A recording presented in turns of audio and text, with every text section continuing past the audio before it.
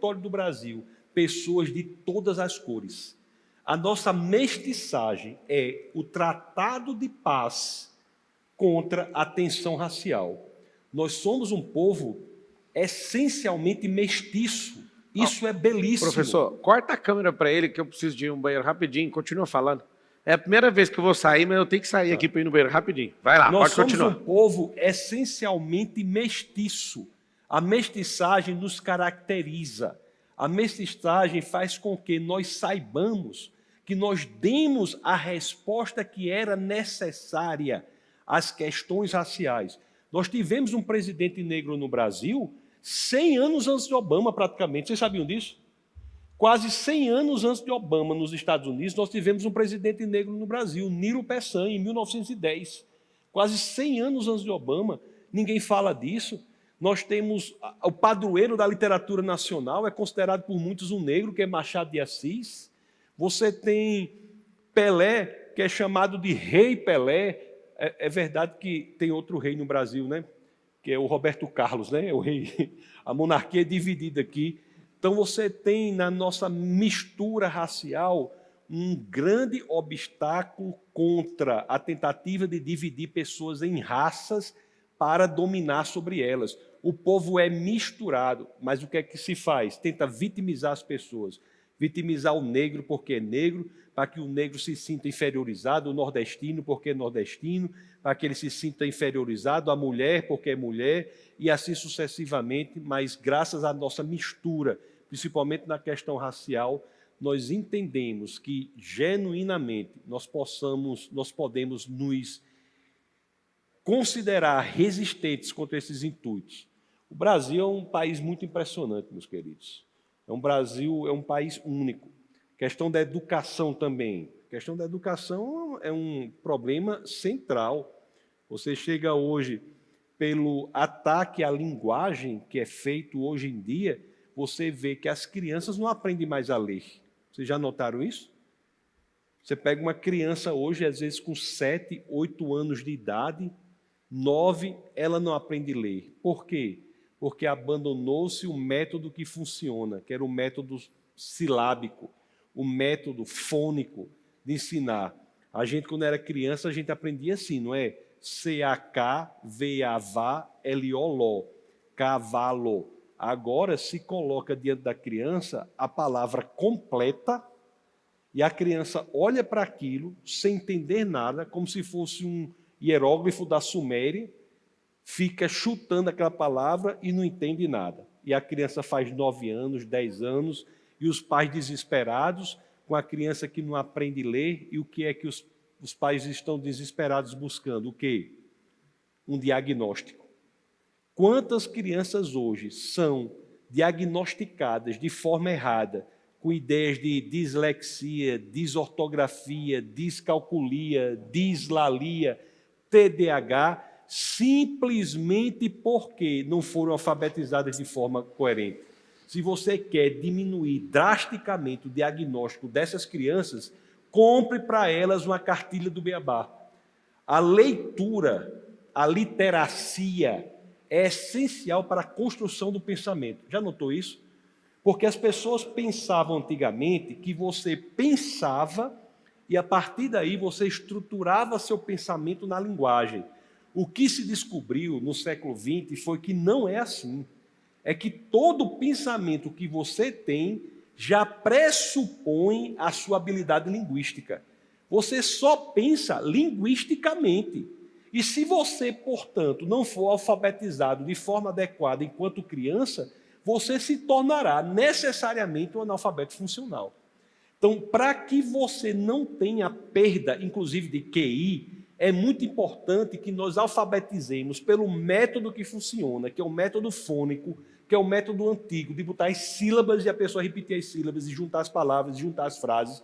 Se nós não fizermos isso, nós estaremos criando uma geração de deficientes intelectuais. Aí é loucura. A média de QI do Brasil hoje, professor, é 83. Se esse nível cair 10 pontos, nós estaremos falando de uma sociedade de deficientes intelectuais. Então, você veja que o ataque à linguagem é brutal. Esse é um outro tema importantíssimo. tanto no ataque à alfabetização das crianças, quanto na manipulação dos conceitos das palavras. O movimento político LGBTista, por exemplo, tem depois do LGBT, tem o quê? Esse quê quer dizer o quê? Queer. Queer quer dizer o quê? Ninguém sabe. Ninguém sabe o que é queer. É uma palavra que você fala e eu defino da forma que eu quiser. Como é que nós vamos usar palavras que você não sabe o que você está dizendo?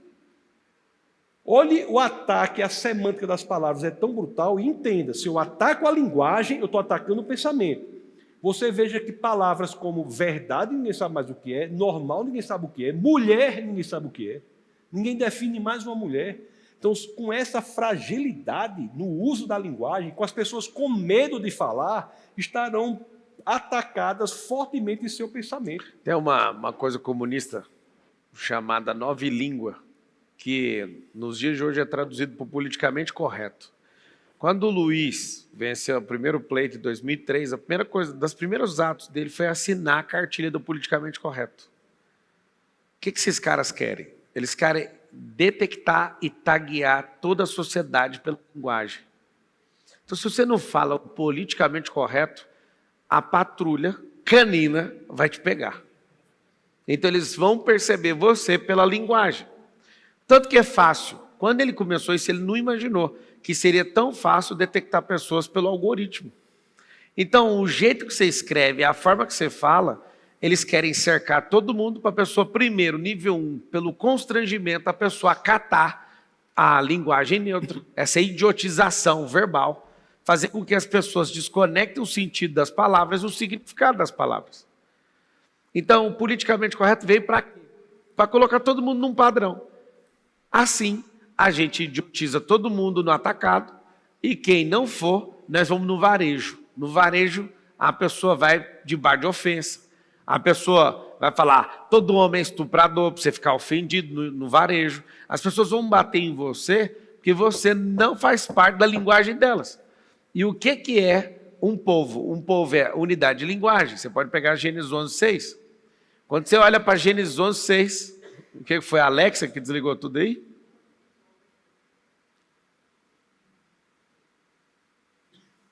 Você vê, a gente está falando desse assunto e o espírito de perturbação desce do lugar. Alguém dá um relatório aí do que está acontecendo?